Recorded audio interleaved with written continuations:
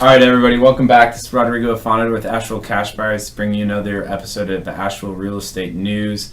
Real excited to be here with Jonathan Wainscott, who's running for mayor here at Asheville, and just talk about a couple of things that are specific to real estate that, just try to get an idea of what your position on or what your thought process is on it, and we're really excited to hear about you. Well, thanks. I'm Jonathan Wainscott, running for mayor, and I've lived in Asheville since 1998 and lived in my home in West Asheville since 1999. So I've been in that one place for 18 years and been able to watch, the growth of Asheville as a whole, especially West Asheville, and then what we now refer to as East-West Asheville. Mm-hmm. Sort of develop in various waves, if you will. Yeah, there's definitely been waves. A lot of waves, for sure. So how'd you end up getting to Asheville? Everybody's got a different story of how they ended up settling down here. Right, so I lived in Chicago for about 6 years after and during college, a little overlap there. And I grew up in South Carolina, just about 90 miles south of here, Clemson.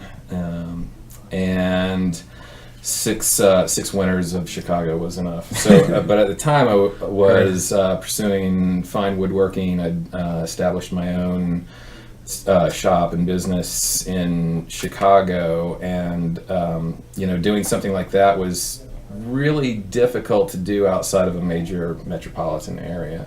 And I had some nice professional success in Chicago, had my pieces shown in some nice galleries and a museum, and won some awards and all that kind of stuff. And I'd actually applied for a show here at the Folk Arts Center. Okay. It was a chair show, and I had just done this really, what I thought was an amazing chair design, and so did the Chicago Museum Athenaeum of Architecture and Design, and I submitted that design for the chair show here, and it didn't get in.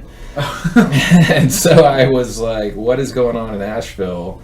And coming here, then I saw that sort of the cosmopolitan aesthetic was here, and there was, a little bit of money here, people who wanted to buy nice things, handcrafted stuff, the crafting industry, such as it was here. So it was just a great place, and like a lot of other people, just the quality of life, the being in the mountains close to the beach, although I never go there, for very predictable and beautiful seasons here. It's a great place. Everybody who lives here knows that it's a good place to be, so for sure it's easy to.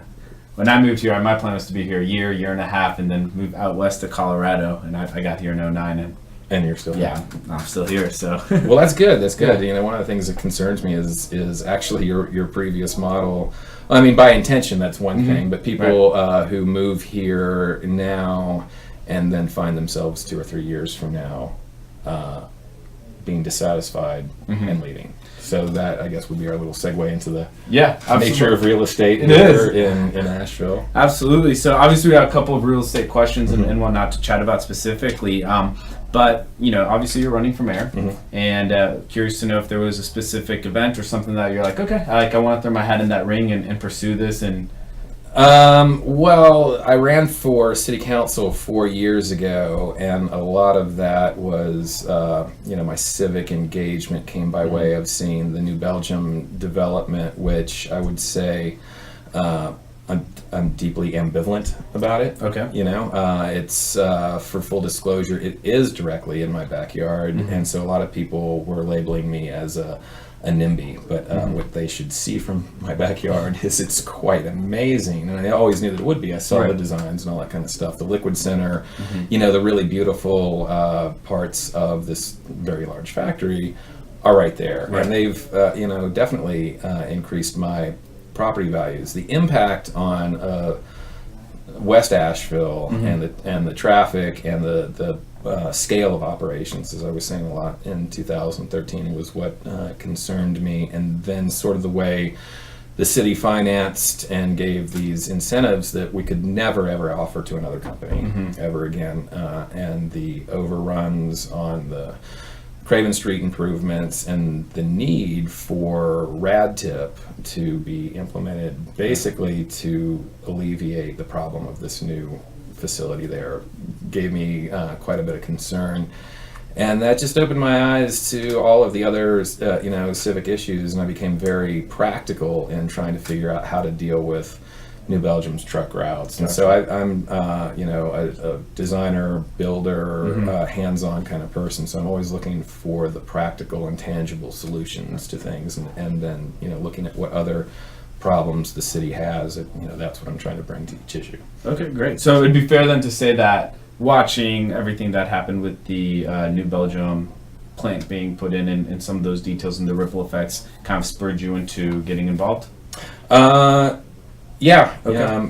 I became sort of a known gadfly, I guess, or a leading critic of what was going on. I was trying to be constructive criticism, just showing like, wait a second, these are things that are we asking the right questions? Exactly. And what I learned is that in a political race, which is unfortunately too often a popularity contest, when you criticize the most popular thing that's happened to Asheville in the last 50 years, you don't become a very popular person. And I came in last place. So anyway, I've just continued my in the ambivalence that I have of Asheville, which is love and hate. I hate Asheville. It's not really displeased with the way a lot of things go down, but I love my town, and a lot of the ire that comes forth from that is the frustration as to kind of what it's turning into, how it's being run, and all of that kind of thing. So, well, it's always good to know that that the emotion comes from a place of love, though, and so that's exciting. Glad that it throwing your hat in there. well, thank you. Yeah. So from a real estate perspective, we have obviously some very specific questions on our end as far as starting off with the short-term rental situation.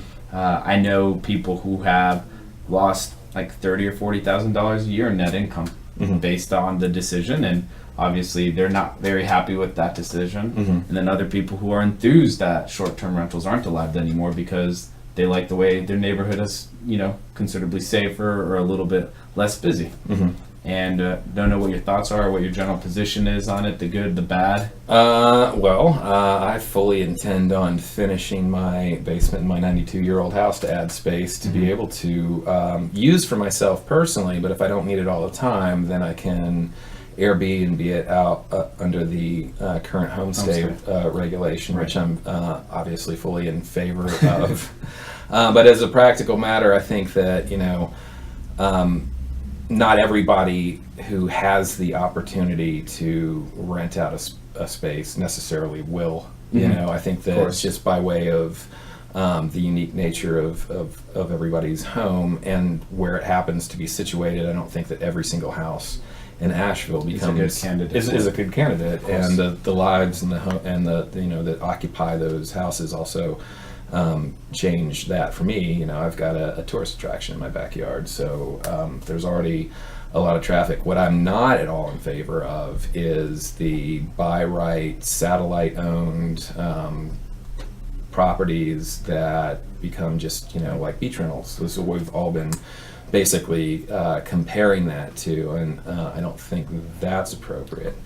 And so we're talking about, just to be clear, as far as you'd be supported the homestay, which is, for what people, if you're not familiar, is you live in the house and you can rent out a portion of your house to somebody on a short-term basis, but the owner's always in the house. The owner or the primary resident. Right, correct. And I guess no matter what you do when there is a law, right, or a regulation or anything like that, it becomes a cat and mouse game. You put up a barrier, and the first thing that people start doing is trying to find a way. What's the loophole? Exactly. Right. I mean, that's just the way that it's always going to be. If you put anything amidst a flow, some of it will be stopped, and some of it will find other ways around it.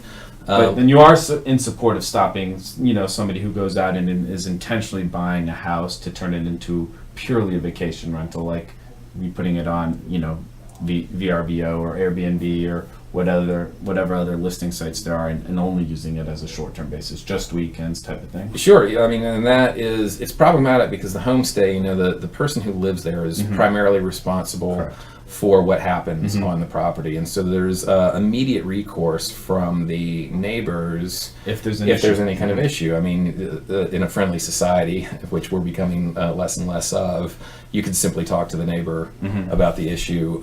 If you needed to call the police, you can. Right. This becomes kind of in the space between long-term renters and guests. There becomes quite a lot of difference between the legalities of somebody who's occupying your space. Correct. I guess everybody is aware of the fact that I got into some legal troubles a couple of years ago, which came by way of having renters in my house. I lived at my house. Took in homeless veterans through a local non-for-profit, so it wasn't just people I found under the bridge. They had case managers, and money came from the VA and all of this kind of stuff. Once somebody is a tenant of your place and there's a problem, you can't just call the police and have them removed. You have to go through the eviction When you process. do that, then that becomes like a restraining order situation rather than just your Airbnb guest tied one on and they won't be quiet and then, they're wrecking the place. They got to go. So the legal quagmire that then takes place is just unbelievable, and I think there has been an effect of the law of unintended consequences of giving tenants so many rights in Asheville, which I'm thoroughly in favor of. I don't want slumlords, and I think that tenants should be able to, even though they're renting a place, it should be their own home, and that should be recognized and all that kind of stuff.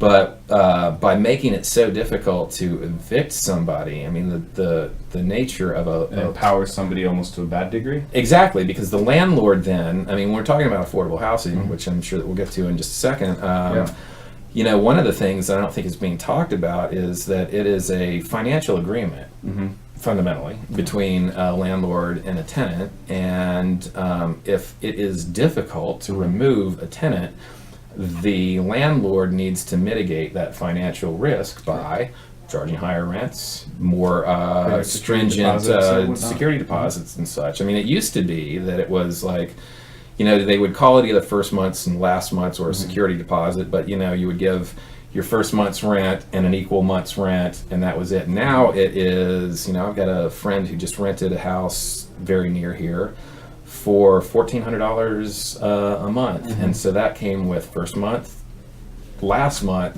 and a security deposit. He had to lay out $4,200 before he could set foot in his house as a tenant. And that doesn't even include things like any utility deposits. Your utility deposits and all of that kind of stuff. It's really difficult. And so, once a landlord has a few bad experiences and loses several months or has damages and all kinds of things, incurs legal fees, well, of course they're going to, raise the rent to make sure that if that happens in the future, they're at least a little bit covered. So, on that note, let's move into the affordable housing topic, or workforce housing. There's people call it different names depending who you talk to and whatnot. And I think at a certain point in time, we're just getting caught up in semantics and not really having the conversation that needs to be had. So let's not get into the actual wording behind it. But what do you think we can do to address the the housing issues that we're seeing as far as people who work in Asheville struggling to live in Asheville, especially from a renting perspective. Home ownership, I think, is a little bit of a different conversation, but let's talk specifically from a rental perspective. Well, right now I haven't reviewed all of the affordable housing coalition trust fund and all that kind of stuff, but it is weighted, I think, 75% to 25% towards helping people rent. And I really think that ownership, I'm very fortunate. I bought my house for $60,000 18 years ago, and it's worth a lot more than that now. So but that ownership that I have then gives me equity in the house, and that long-term wealth that establishes deeper roots to people who are here. So the fact that we have so much going towards what I call the black hole of rent to help people out seems to be just misguided. I don't think that that's the balance that we should take in those regards. On the sort of the market end of things, what I've been really harping about, and I'm going to continue to do so throughout the campaign, is that we seem to be focused on the supply side of the housing market. What can we do to provide more housing and therefore, lower the rates? And what can we do? Well, we can't rent control. The state of North Carolina would never allow such a thing, and there's only so many things that we can build when you've got such a huge influx. It's just really not going to affect the market at all. But what we have on the demand side is just this unbelievable effort to continue to push Asheville and bring attention to us, which made a lot of sense 20 years ago when it was a sleepy town and there wasn't much going on and we needed to spark development. Definitely not so sleepy anymore. No, we're world renowned, and so this all really comes to like the huge amount of money that the hotel occupancy tax, which includes Airbnb and bed and breakfasts and all that kind of stuff. But all of that money is being used by state statute to promote tourism in Asheville. So it's this positive feedback loop, which doesn't mean there's a positive result. It just means that it's cumulative. The more it goes around, the bigger it's going to get the next time. Gotcha. And all of that kind of stuff. So we want everybody to come here. People come here. All right, now we need hotels. We bring more hotels online. That's more taxes. All of that tax money, the 6% on the room tax, goes to the Buncombe County Tourism Development Authority. It's a self-perpetuating cycle in that sense. Right. Okay. And now we've got more hotels, and we've got the most expensive prices on hotels, so they're getting an increasing amount of money to spend every year. And when you're talking $16 or $17 million to go towards print ads and just stuff that's gone tomorrow. Right. The advertising's gone tomorrow rather than things that we could put in the ground and have tomorrow. That's just backwards. So is that something that can be renegotiated with who? Is that something that city council does? Is that at the state level or at the county level? It's a county tax. Right. And who determines who gets to use that tax for what, I guess? The state. The state does. Tells you how you can use that tax. It is a state statute, and it's very specific. Okay. 75% of all of the money that comes in has to be used for advertising media to promote Asheville as a tourist destination. And the other 25% is still controlled by the Buncombe County Tourism Development Authority to hand out in the form of grants for projects that promote tourism. Gotcha. So that might be a festival. There was some money that was given to create a soccer field and all that kind of stuff. So then it becomes their prerogative on what is something that is needed or not. Well, it fits their description. Okay. So they get to execute what it is. Oh, this is tourism. So to me, that's that big gray loophole. Like, you could be funding the arts in Asheville by providing all of the art supplies in the art school, and you could put provided by Buncombe County Tourism, something like that. So there's some flexibility in your opinion as far as how to interpret that and how to... There is, but there's, trying to eke out a little bit of money through a loophole to me is not what we should do. So It's not the authority of city council, but the boards and commissions that craft the policy and need to go to the legislature. We basically all need to come together and say this isn't working for us, because what's happening is that we're drawing all these people here, which is great for the sort of secondary economy. I mean, it's trickle down. Right. I mean, unless they're paying the hotels directly, then it becomes all of the other, places that they spend money while they're here. That's just simple secondary trickle down. Yeah, because they're here, so they're going to be spending money here. Economics. So, part of the growth that we're seeing, right, is people, you mentioned your house's value has gone up and everything. So I know for what we do, we're talking a lot of times with people who are interested in selling their house. And we've had a couple of conversations this year, which is something that was new for us, and people who have, with the new tax increase, are getting priced out of their houses. If they're on a fixed income, they've been living there, say, since the 60s or 70s, and their tax bill goes up $1,000+ a year. If they're on, that's a couple $100s a month sometimes. And have you have any thoughts on that, or how do you think that's going to impact things? Because people who are long-term residents might not be able to be residents anymore just because of a tax increase. Yeah, I think that actually happens in a situation where you go from something that was exceptionally low, right, and depressed, which is what West Asheville was when I lived there. If I was on a super tight budget, then that would have, maybe priced me out. However, I mean, my perspective is that, when my tax bill went up, it's because the value of my house went up $70,000 or something like that. I don't know exactly what it was, but I mean, it was a lot. So to me, to have $70,000 in wealth, which of course is on paper right now, if the market's changed and collapsed, it's not there. But for the time being, it is, and it cost me $50 a month. So when I hear the argument of it's too expensive to live here because of the taxes, I'm going to go somewhere else. To me, then, well, evaluate where are you going to go and how much of the taxes there. So and then see if that price difference between the taxes justifies the move. Really, yeah. And that, I mean, that's a very quantifiable thing. And I started looking at that a few years ago and saw that when I ran for council, now our tax rate, our rate changed a little bit. It didn't go to net neutral, but the property values are so high that you're seeing that. And again, that goes back to, well, your tax bill is high, but your personal wealth is also a lot higher too. I'm pretty happy to pay that $50 a month up in general for my the net worth that it is.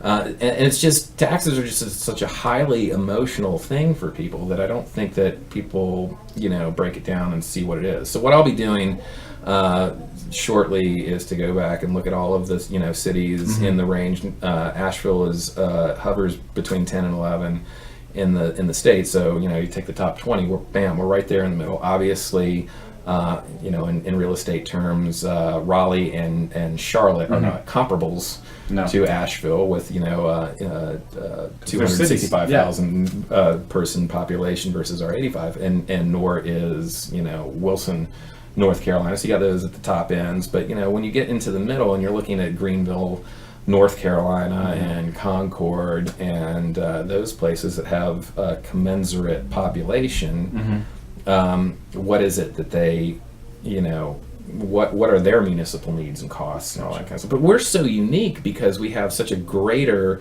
level of municipal costs, because we have another, what I've heard is 50,000 people a day coming into the city, commuting, visiting, all between those two things. So that puts pressure on our city, and we can't use those numbers in the census to determine how many police officers. And you're having a lot higher usage of it. I mean, than just the people who are paying taxes into it. Right. That's absolutely makes a lot of sense. Cool. Well, just to wrap things up, why you? Why should somebody consider voting for you?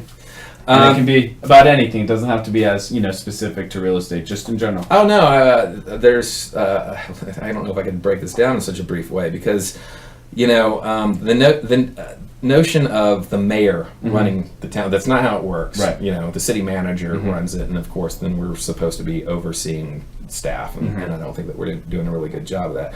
You could give me the keys to the city and there's no possible way I could drive it over a cliff by myself. I can't get a pothole fixed by myself as the mayor. There's not a lot of explicit and exclusive authority in that position. It's part of a team, and I'm used to play soccer in high school, was captain of the team then, and I think that I would do a better job being the captain of this team rather than just one of the other players. So I want to, bring that to the office of mayor and the body of council. And, I think that, an independent individual like myself, with the lifestyle and proclivities of an artist is a lot more in keeping with the true unique nature of Asheville. And when we're talking about all of the problems with congestion and smart growth, we have a land development lawyer, attorney, mayor. So, I mean, I think that the spirit of our uniqueness needs to come into the actual process and transform it from so much of a sort of a vibe to actually, doing some things. Yeah, absolutely. There you go. Cool. And so if somebody wants to, get more plugged in with what you're doing in your campaign, what would be the best way for them to do that right now? Right now it's the Facebook page, and there's a mayorwainscott.com. That's it, mayorwainscott.com website that will be going live. I say every day tomorrow. Tomorrow? Right, tomorrow. It's like free beer tomorrow. Fair enough. No, that'll be up soon, Okay. and I have a Mayor Wainscott YouTube page, so I'm going to be doing a lot of what we're doing right now Very cool. too. It's just a couple times a week, slice of life. This is what I think about this issue. Gotcha. Maybe having my coffee before I Mm-hmm. have a shower in the morning, or play a song, but a guitar. Show everybody what a horrible musician I am, and just keep talking to people like this. And just so everybody's watching, you will have obviously all the links to this to Jonathan's page and everything, YouTube channel and Facebook group, etc. In the comments or in the description of the video. Jonathan, thanks so much for coming on. Really appreciate it. And Yeah, best thank of you. luck. Right. Any campaign dates anybody needs to be aware of as far as Uh, road and things like I that? know that the deadline for registration is September 15th. I think Okay. early voting is September 22nd, which I would actually implore people not to. I would take some time and listen for a while. I mean, I know that some people have their minds made up and they want to vote. Go ahead and be proactive and vote for their candidates, and that's great. But maybe this is the time to take as much time as possible to hear all of the things. Let's see, September 18th, there's a forum at UNCA on constitutional issues of being a public official, and there's a bunch of forums and things cool. that are happening around town. So We'll try to do our best to make sure we get that information as far as in the description of the video and the comments, etc. So, well, y'all, once again, this is Rodrigo Fonador, Asheville Cash Buyers, Asheville Real Estate, and Jonathan Wainscott, who's running for mayor. Thanks for tuning in.